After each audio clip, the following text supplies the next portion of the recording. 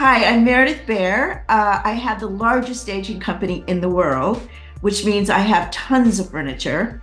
And we stage homes all over the country, mainly focused in Southern California, Northern California, Florida, and the East Coast. I never thought about interior design. I just always loved to make things look pretty. From the time I was a little girl, literally, I would rearrange my mom's furniture and she would keep it the way I would do it. I would say from the time I was maybe 11. And then through my lifetime, I always had to have a home that felt beautiful to me. I had to be surrounded by, with things that I loved. And my friends were always asking me to help them decorate their places, which I loved doing. But I was a writer and I never really thought about interior design as a career. That was something interior designers did. It started out because I got kicked out of my house, basically, and I didn't have a place to put my things. And I also had 100 potted plants and trees. And so I moved those to the first house that I decorated with my stuff. And I still have a lot of them in my inventory. That's how it started. And at the time, there was no such thing as staging. And the real estate broker started to call it staging. And, pretty soon I really realized it was a business. And I'd been a screenwriter for some time. And when you're a writer, people are always just picking apart everything you do. And when I was doing this, I could just do almost nothing. I move it here or move it there. And they were just like, oh, that's fabulous. And I went, I think I like this. First and foremost, we're a staging company. So I would say 70% of our business is, or 60 at least, 60 to 70, is staging homes to sell. And our goal is to move out as quickly as possible. We also offer for sale everything that's in the house. So we often sell some or a lot of furniture each time, which we'll need to replenish. But that helps us keep everything fresh. And it serves the buyer if they don't want to go hunt and gather themselves. So that's the large part. And then in addition, we have something we call a luxury lease, which is we decorate it for the client to live with, not to sell their house. So it's not a showroom, it's for their own use.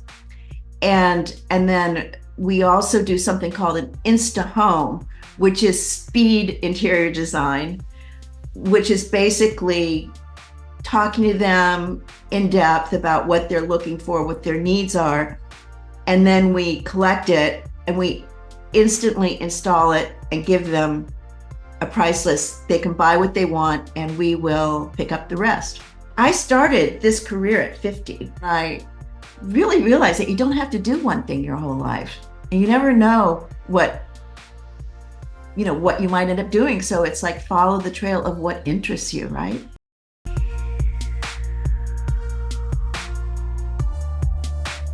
Besides like our 50,000 square foot warehouse where we manufacture, we have a 200,000 square foot warehouse in downtown LA where we store and we have our offices. And then in Northern California, we have a large warehouse, and also in Florida and Connecticut, we have warehouses. So we have lots of stuff, lots of warehouses, lots of workers, lots of trucks. I never thought I'd be a girl who had 30 or 40 trucks. I just never thought that would be me. It seems like there's very low inventory in homes.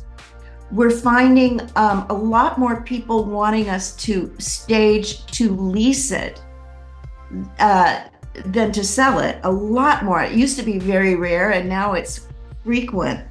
Sometimes the homeowner is living there. Sometimes they're not. But the interest is in leasing out the property. And then sometimes the new tenant will do a luxury lease with us and keep the furniture. Other times we remove it. But so I am seeing that, just generally low inventory. I grew up on a prison ground My father was a warden at San Quentin Prison, and I grew up at San Quentin Prison, and I went to a one-room schoolhouse. That's probably the most unusual thing about me.